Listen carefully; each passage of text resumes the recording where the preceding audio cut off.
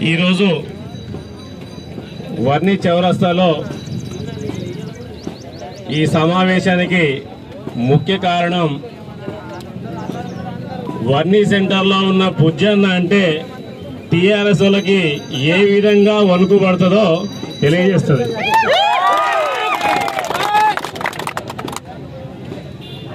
ఒరే టీఆర్ఎస్ నాయకులారా, మీకేమైనా తెలివి ఉందా, బుద్ధి ఉందా, జ్ఞానం ఉందా? ఒకసారి మీ నాయకుడు పోచారం శ్రీనివాస్ రెడ్డి గారి దగ్గర పోయి ఎవరికి ఏ అధికారం ఉంటుందో తెలుసుకొని సాగంటారా. ముందు సాయంత్రం కాగానే 90 మైలేజ్ వచ్చి రోడ్ల మీద కూర్చొని నేను కూర్చున్నా సన్నాసిలకు చెప్తున్నా, ఫస్ట్ మీ సార్ దగ్గర పోయి కోచింగ్ తీసుకోరి. సర్పంచ్కి ఏ అధికారం ఉంటుంది, వార్డు మెంబర్కి ఏ అధికారం ఉంటుంది, ఎంపీటీసీకి ఏ అధికారం ఉంటుంది, అది ఎవరి బాధ్యత ఏదో ముందు తీసుకొని సావండి. ఫస్ట్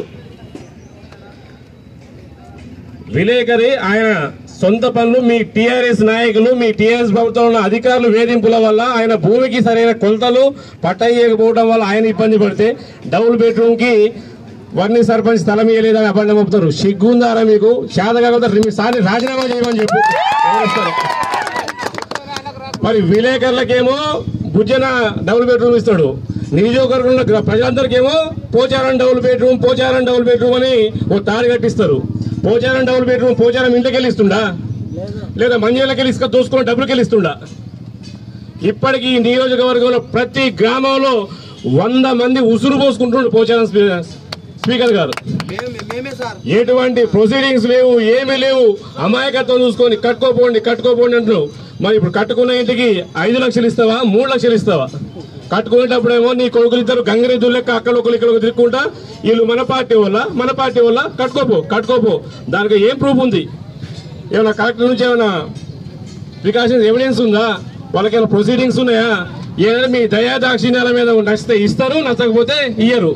ఇదా మీ పరిపాలన పద్ధతి?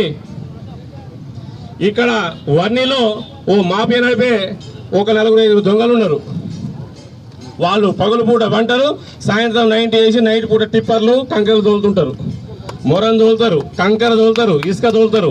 అందులో మీ వాటా ఏంటో చెప్పండి స్పీకర్ గారు. ఫస్ట్ మీ వాటా ఉందా, లేదా మీకు తెలియకుండానే మీ కొడుకులే దోసుకుంటున్నారా? అలా మళ్ళీ అదొక పంచాయతీ, జాగ్రత్త చూసుకో. మళ్ళీ మీ కొడుకులు కట్టడం పోయినామంటే మీ కొడుకులు మెత్తపెట్టి చంపగల ఏడాటం వస్తున్నారు నాకని చెప్పేసి. ఖబర్దార్ టీఆర్ఎస్ నాయకులారా, మా జోలికి రానంత వరకే మీరు ప్రశాంతం. మా జోలికి వచ్చిర్రా మీ